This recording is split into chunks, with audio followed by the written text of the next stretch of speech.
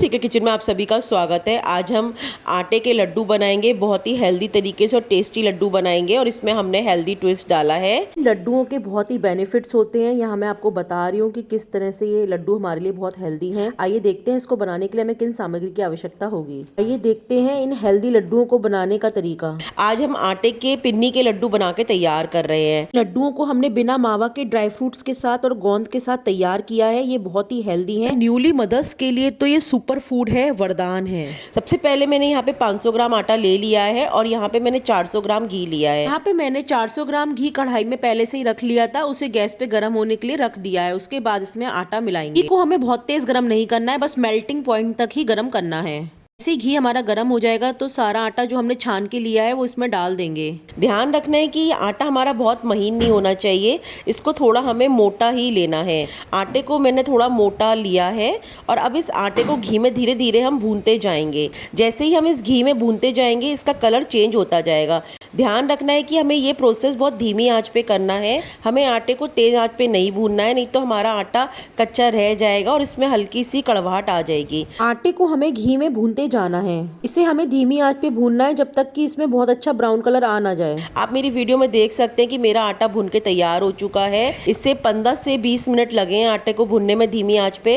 अब मैंने जो 50 ग्राम घी बचाया था उसे हम धीरे धीरे बीच में डालेंगे और यहाँ पे मैंने गोंद ले लिया है। इसको मैंने थोड़ा सा बारीक कर लिया था जिससे कि वो कम घी में अच्छे से फूल सके।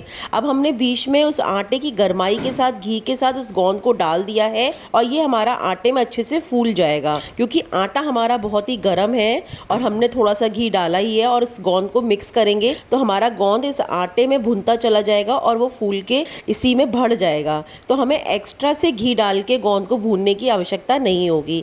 अब आप मेरी वीडियो में देख सकते हैं कि इसके छोटे छोटे दाने आटे में दिखाई दे रहे हैं। मैंने इसीलिए गोंद को पहले थोड़ा सा महीन कर लिया था, मिक्सी में चला लिया था।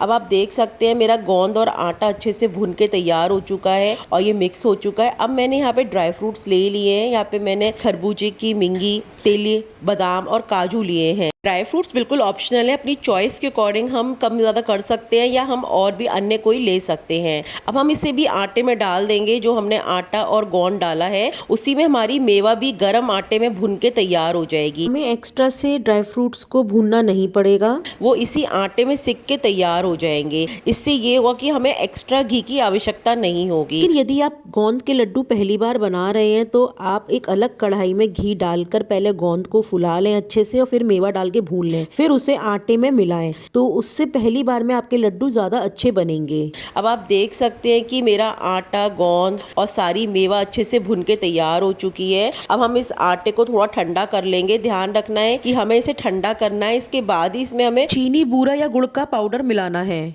चीनी, बूरा या गुड़ का पाउडर मिलाना ऑप्शनल है, लेकिन हमें इस बात का जरूर ध्यान रखना है कि आटा हमारा पूरी तरह से ठंडा होना चाहिए, तभी इसमें हमें चीनी डालनी है, नहीं तो हमारा आटा बह जाएगा और लड्डू अच्छे नहीं बनेंगे। अब मैं इसे हाथ से अच्छे से मिक्स कर रही हूँ जिससे कि गोंद के यदि कहीं कोई गुठले खट्टे हो गए हो तो वो हमारे आटे में अच्छे से एकसार मिक्स हो जाए।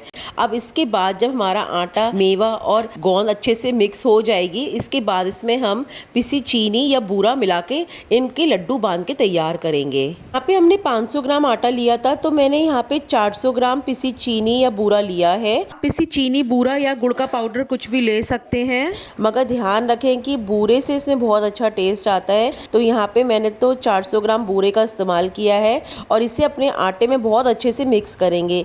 ध्यान रखना है कि इस आटे में जब हम बूरा या चीनी मिलाएंगे तो आटा हमारा ठंडा होना चाहिए। यदि हम गर्म आटे में बूरा या चीनी मिला देंगे तो हमारा बूरा या चीनी पानी छोड़ देगी और हमारे लड्डू अच्छे से नहीं बनेंगे।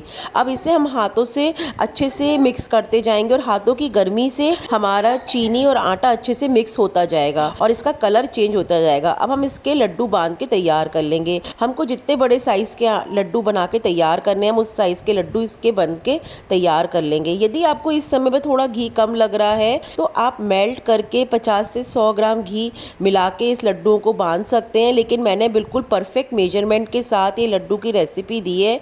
इसमें आपको अन्य घी की आवश्यकता नहीं होगी। अब आप देख सकते हैं कि हमारे लड्डू बनके बिल्कुल तैयार हो चुके हैं और ये बहुत ही हेल्दी बनके तैयार हुए हैं और इसे आप 2 महीने तक स्टोर करके रख सकते हैं, ये बिल्कुल ख़राब नहीं होंगे। और यहाँ पे मैंने कोई भी इलायची पाउडर का इस्तेमाल नहीं किया है। यदि आप इसमें इलायची पाउडर डालना चाहते हैं तो आप डाल सकते हैं, बिल्कुल ऑप्शनल है।